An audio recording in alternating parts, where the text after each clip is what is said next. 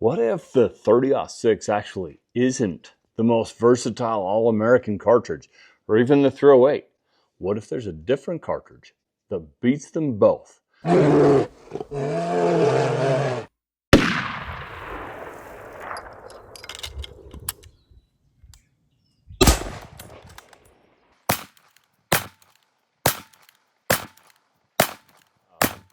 Big claim, right? That there might be a cartridge that's more versatile than the 30-06.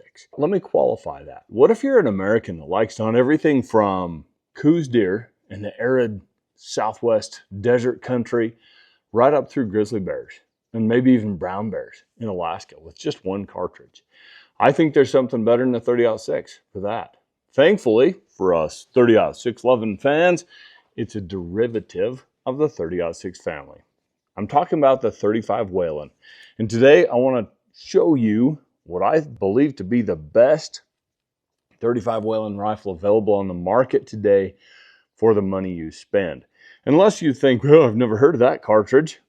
Let's take a quick look at it. It's just a 30-06 case necked up to 35 caliber. Shoots bullets from 180 grains right up to 280 grains on the top end. But his real comfort zone is in that 225 to 250 grain weight range.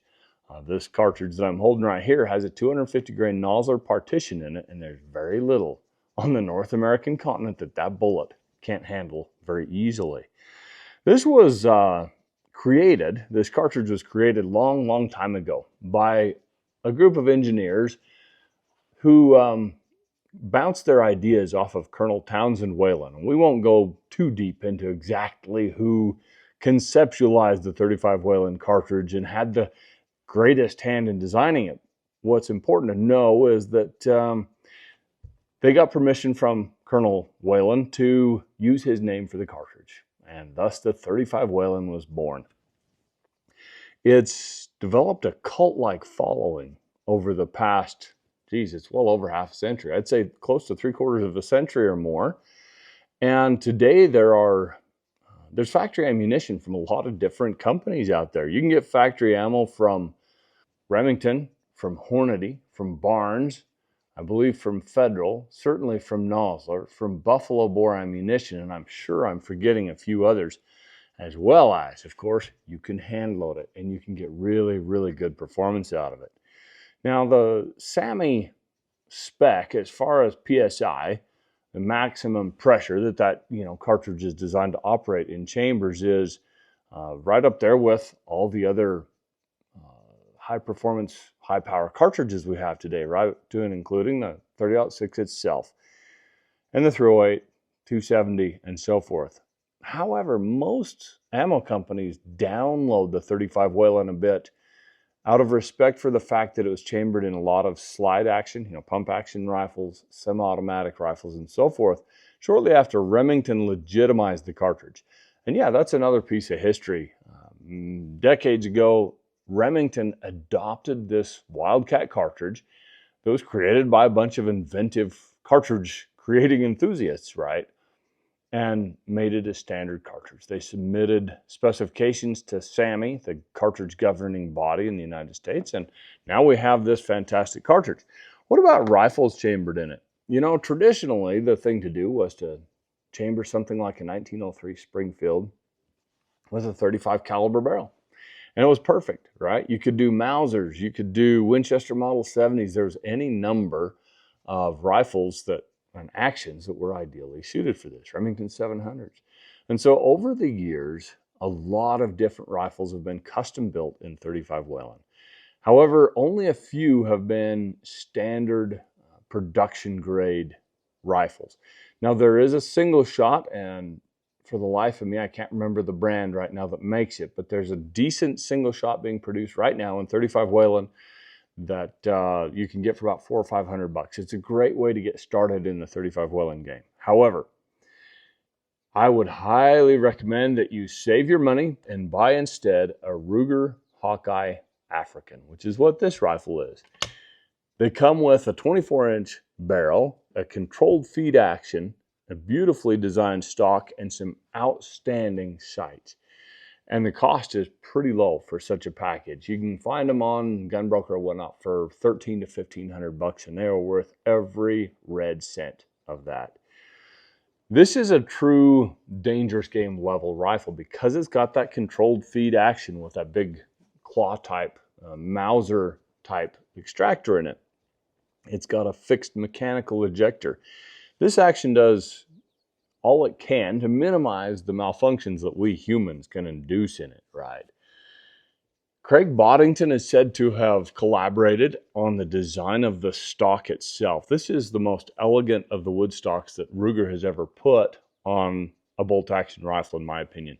They come with an ebony fore-end cap, very nice checkering, and the lines are sleeker than the traditional M77s and all their variants. It's a very, very nice rifle. On the barrel, we've got a rear sight island with a folding adjustable rear sight, making it easily compatible with a scope and quick detach mounts.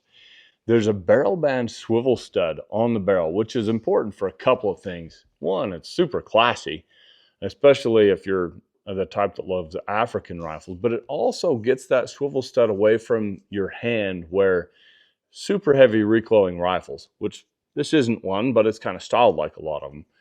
Anyway, if you have a swivel stud on that fore end, it can kind of bite your support hand there while you're shooting. So having the swivel stud out on the barrel is an important thing. And finally, there's a beautiful barrel band front sight built, I believe, by NECG, New England Custom Gun Works. You can get interchangeable front sight inserts that replace that fine brass bead on these. And in fact, for dangerous game work, a large white bead would be better.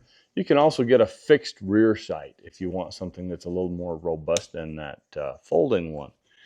This specific rifle, like all the other Ruger bolt actions, comes with Ruger rings, but I replaced them with quick detach rings made by Alaska Arms.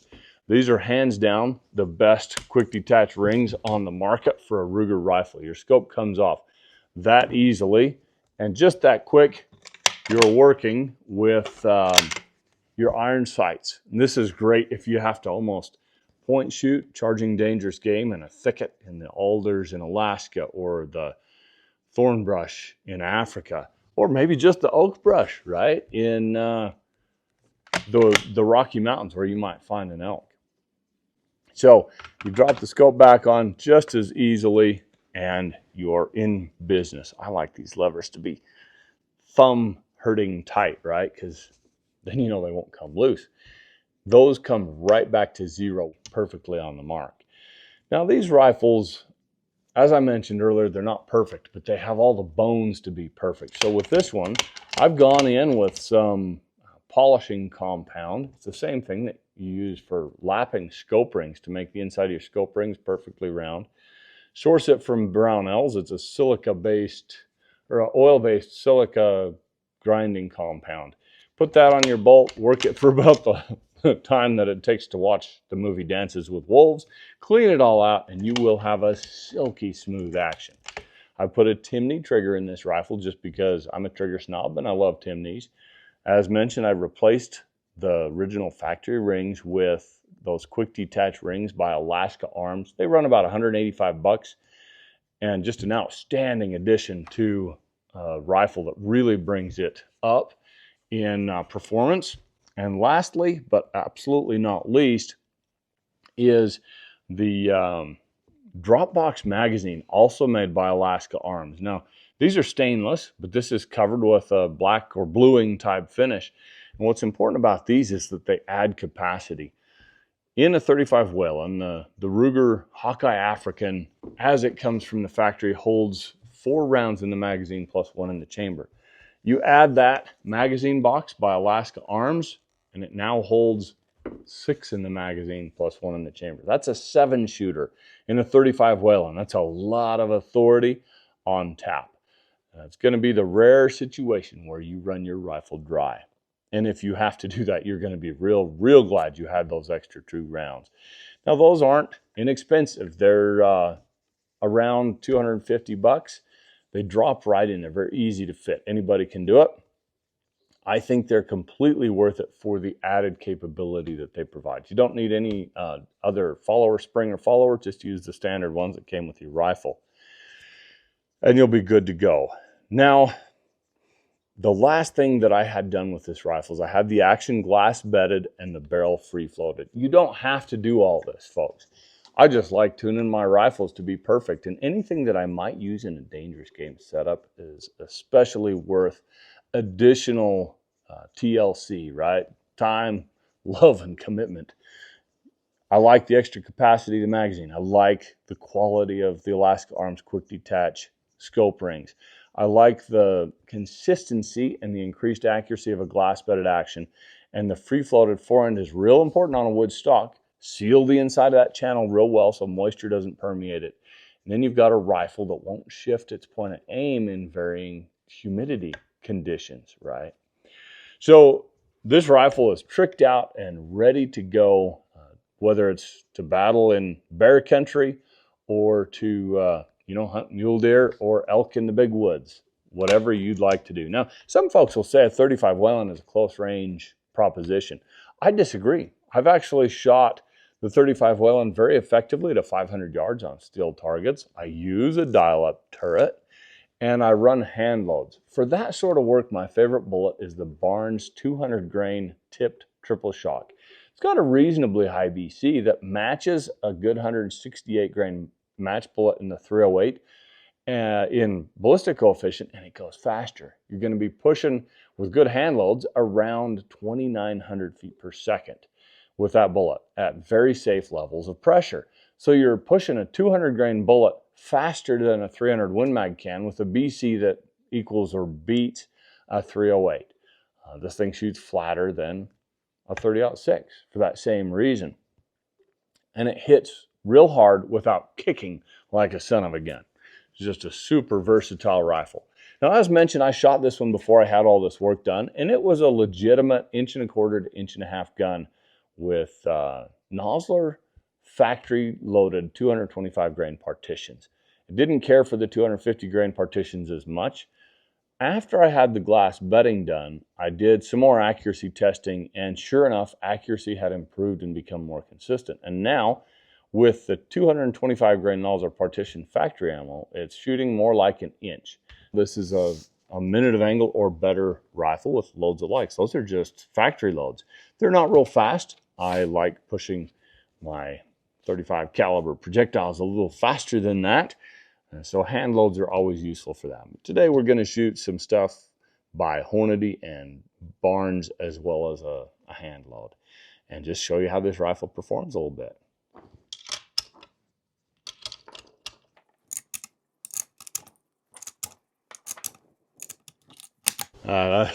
Neglected to bring the camera that I attached to my spotting scope to film my impact, so we're gonna have to just walk down range to see where these shots are landing and how they grouped. But for now, let's just go ahead and fire a bit to see how this groups. What I'm shooting right now is my hand load with the 200 grain Barnes tip triple shock bullets over IMR 8208 XBR gunpowder. And I've never shot it before in this rifle, but in a previous full custom rifle, it was a legitimate 1/2 inch load. Fire in the hole.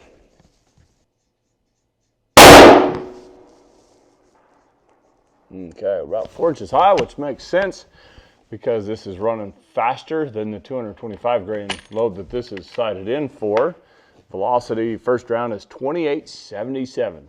You might wonder why I'm holding the rifle like this instead of on a bipod or something. This is a rifle that's legitimately capable of hunting dangerous game with, and as such, it's got a little bit more recoil. I like to shoot these with the forend grip the way that it'll be gripped in the field. I don't generally shoot this rifle off of a bipod. I'll rest it over a backpack or whatnot. That said, it could be fit with a bipod and it'd be just fine. As you can see, recoil, even without a muzzle brake or suppressor, is very tolerable.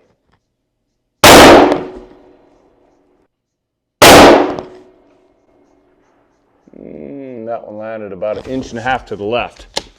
Still fine. especially for a handle that wasn't worked up for this rifle. It's certainly in the neighborhood. And let the rifle cool just a little bit, shoot another group.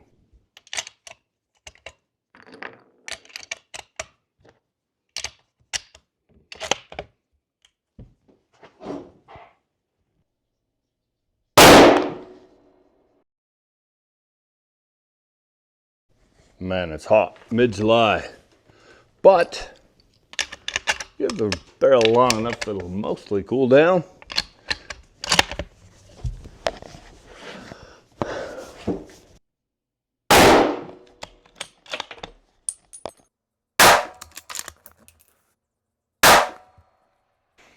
All right, not having my very best day shooting here, folks, but these were the first two with the 200 grain Barnes tip triple shock, and then I shot this one over here. Didn't like the way it felt, so I called it a mulligan and fired one more. So those three, I think, could be said to be in about an inch. Then I shot over here. These first two felt good, and then something was off with that shot, and I called it as soon as the shot broke. So I fired a mulligan. It's one screw up after another today, folks. I actually aimed at the wrong target down here. I've been shooting at this one with a different rifle, a 223 that I'm testing. But if you take that bullet hole and put it up right here, you've got another about an inch group with the 200 grain tip triple shocks. The rifle's performing a lot more predictably than I am today, folks. We keep on trying. All right, I'm gonna try the next factory load. Superformance Hornady with a 200 grain soft point bullet. Now, this bullet, really good for deer sized game, but I wouldn't use it for much that's bigger than that. Deer, wild hogs, that sort of thing. Yeah, it's 200 grains, but it was really designed for the 35 Remington cartridge, which pushes this bullet literally like 500 feet per second slower. So it can pancake and fail to penetrate well when fired at 35 Whelen velocities.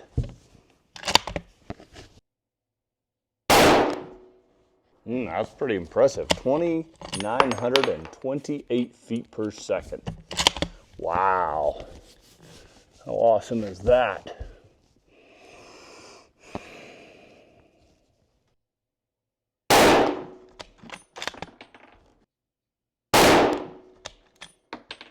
Let's check through the spotting scope. It looks like we got three in about 3/4 of an inch. That's pretty cool. It's mid-July and so stinking hot. I'm just not gonna be able to let this barrel cool completely or I'll be here all week. So, still pretty warm to the touch, but it's not burning my hand. I'm gonna go ahead and forge onward, shoot another group.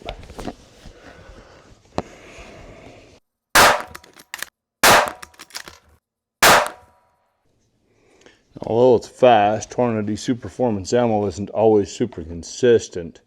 This one averaged 2,931 feet per second with a 200 grain bullet. That's outstanding.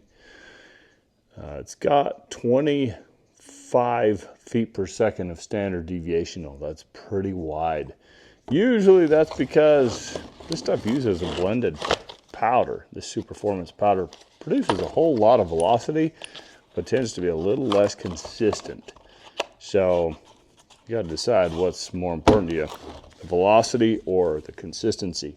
I think I can come close to equaling this speed with my hand loads in a tougher bullet and with much better consistency. That's why we hand load, right?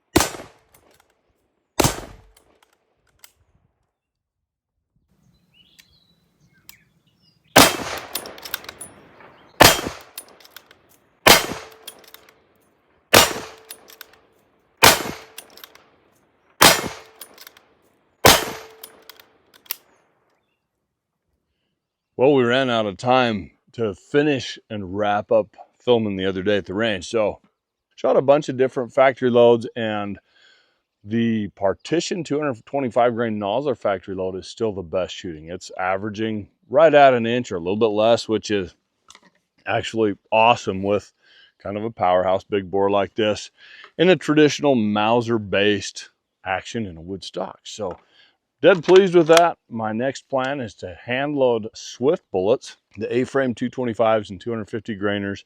And yes, I'm going to try the 280s just because I can.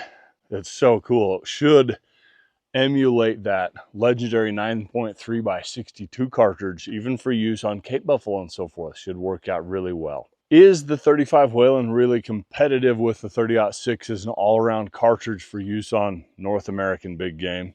You know, I think it is. It's not as comfortable a cartridge, say, for your average shooter to use on whitetail deer, wild hogs, and maybe the occasional elk hunt. Certainly the 30-06 is better for that. And even if you're hunting Alaska and just shooting moose and caribou with it, 30-06 will do just fine for you.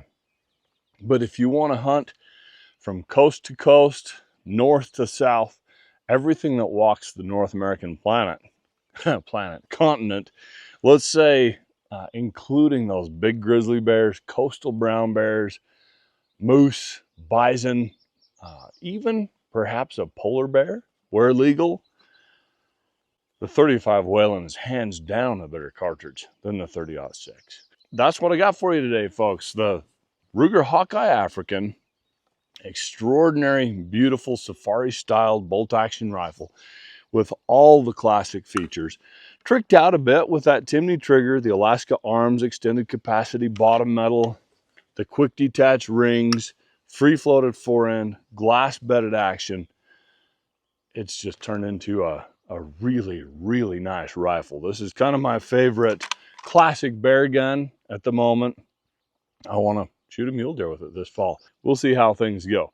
Thanks for tuning in, folks. Please, if you would, hit me with comments, questions about this cartridge, this rifle, anything else, other things you'd like to see covered.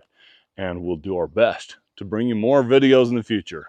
Thanks again for watching. I'm Joseph Von Benedict with the Backcountry Hunting Podcast, and we'll see you in the backcountry.